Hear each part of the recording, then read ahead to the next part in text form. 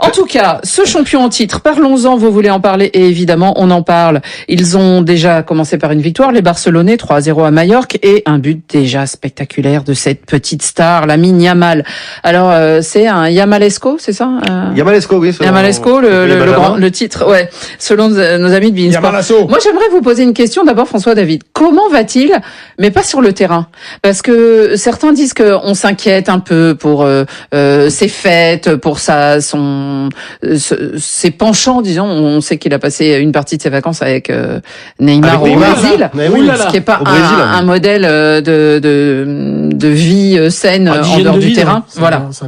Est-ce que il inquiète un peu les supporters sur ces petites crises d'adolescence, on va dire? Il peut inquiéter peut-être par rapport à son anniversaire, par rapport au fait qu'il soit sorti avec Neymar pendant tout l'été. Maintenant, on le lâche sur un terrain et tout change. En fait, c'est ça le problème. C'est justement pas un problème. Mais parce qu'il est jeune pour le Barça. Bien sûr, mais avec l'âge, pour l'instant, il vient d'avoir 18 ans. Il est fantastique. C'est une chanson, ça. Il venait d'avoir.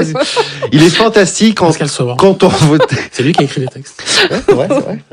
Qu'on le voit sur un terrain, il change tout. Donc, tant qu'il marque, tant qu'il donne des passes, tant qu'il donne de la magie, en fait, par rapport aux autres, le public lui pardonnera tout. Voilà. Et les haters qui peuvent être sur les réseaux sociaux ou alors même dans la presse à Madrid devront se taire parce qu'il est fantastique.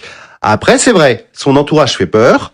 Ses penchants pour le m'as-tu vu, on avait parlé là, on en parlait en off, le fait d'avoir loué entre guillemets des nains pour les lancer à son anniversaire, ça fait scandale en Espagne et c'est tout à fait aussi normal logique, hein. Tout à fait.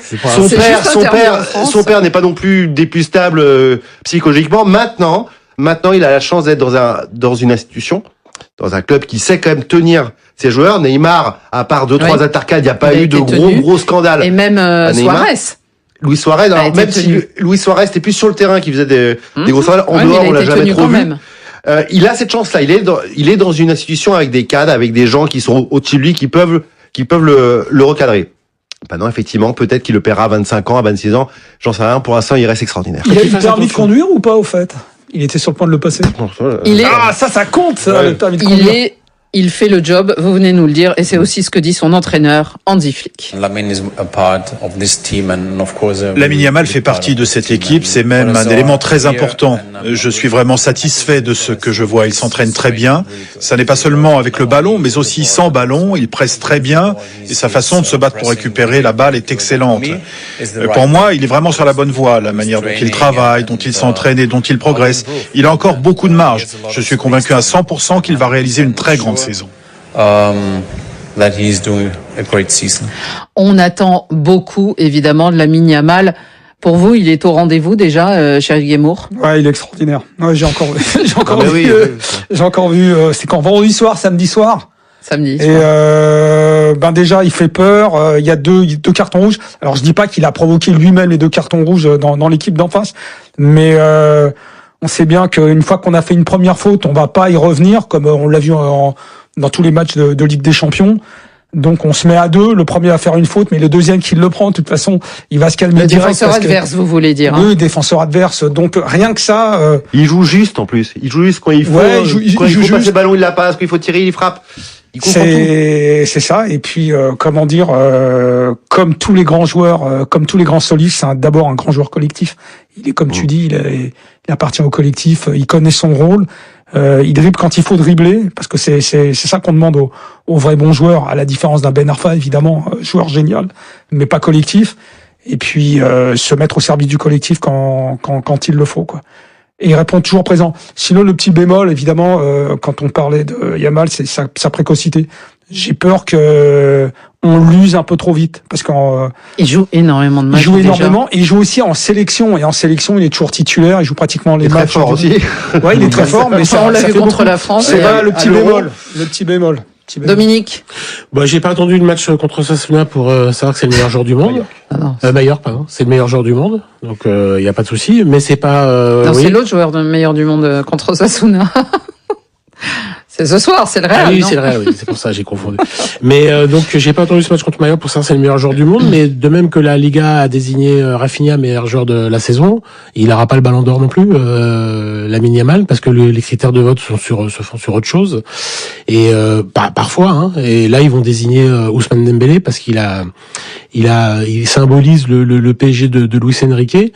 Donc, mais ça reste quand même le meilleur joueur du monde. On s'en fout du Ballon d'Or en fait. Non, il pourrait l'avoir, je comprends pas. Non, mais c'est pas grave qu'il soit du monde ou pas du monde. Ah si, il l'est. Mais en tout cas, c'est le joueur des meilleurs du Barça. Ah, c'est le joueur le plus. Il apporte de la magie. En fait, tout ce que veulent voir les gens, lui, il l'apporte. Des buts, de la magie, des passes décisives. C'est-à-dire qu'il a le Messi pour sa magie. C'est le joueur le plus sidérant au monde. C'est le joueur le plus imprévisible. C'est le joueur le plus fantasque en plus. Et le plus précoce depuis Messi. Ouais, il y a tout quoi. Je connais pas un défaut. Après, je trouve quand même que son image, on en parlait un peu. Il y a quand même quelques sur les réseaux sociaux. Fausse note. Oui, on voit par exemple quand tout le monde remet son chasuble après l'échauffement de l'Espagne, un attendant, lui il le jette. On va être 10 joueurs de l'Espagne le remettre en main propre et lui le jette. Donc ça, on peut toujours isoler des moments dans un match, dans un avant-match, pour raconter l'histoire de quelqu'un. Si vous voulez raconter une belle histoire et dire que c'est un gentil garçon, vous y arriverez. Si vous voulez dire que c'est une sale tête, vous y arriverez aussi. Donc je vois ça sortir un peu partout. Donc faut qu'il fasse très attention parce que à force, on va dire qu'il est trop arrogant et tout ça, et ça va déborder sur le côté au final, tant génial. qu'il marque et qui il marquera toujours. C'est parti. Rêver, malheureusement, c'est parti. À part une blessure, il est parti pour 15 ans de règne sur le football mondial. Il y aura pas mieux. Hein. François David, alors évidemment il y a Yamal, mais parlons des autres et notamment des arrivées. Marcus Rashford. Ouais. C'est un très bonne recrue. Très bonne recrue. Excellente recrue parce qu'il peut. Tu penses? Oui. Bah, déjà, il voulait venir absolument. Il avait fait du Barça sa priorité absolue. Il refusait d'écouter toutes les offres. Il peut jouer sur un côté, il peut jouer milieu offensif, et il peut jouer avant-centre surtout. Et on sait que Lewandowski, il a 38 ans maintenant. Il peut pas jouer toute la saison. Ferran Torres, c'est très bon, mais il pourra pas tenir tout. C'est bien d'avoir. Il est sur 2 saisons moyennes, hein, Rashford. Et je dirais même pas. Ouais, mais il a fait quand même une bonne fin de saison avec Aston Villa. Aston Villa, c'était pas mal. Aston Villa, c'était quand même pas si mal. Et ça reste un joueur jeune. C'est pas un échec, mais c'est pas une. Ça reste un joueur de 26 ans ou 27 ans. Ça reste un joueur avec toutes ses qui arrive dans son prime. Ouais. Maintenant, physique, mentalement, il voulait être là. Pour moi, excellent recrue. Et puis en plus, ils l'ont eu. C'était pas un transfert, ils l'ont eu en prêt. Et il a accepté de baisser largement son salaire. Et c'est important actuellement vu les finances du Barça. On le mettrait où, Rashford?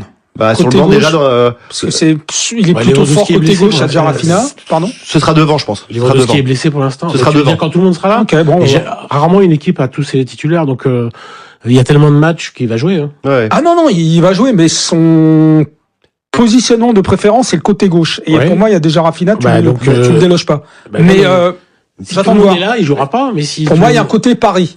Oui, mais pas un pari trop cher. Ouais, donc, je suis d'accord. Puis ça reste un joueur intéressant quand même. Ouais, donc c'était une bonne opportunité. Très excellente opportunité. L'année dernière, le banc, c'était un peu le point faible du Barça. C'est pas mal d'avoir un peu Rashford quand même en plus.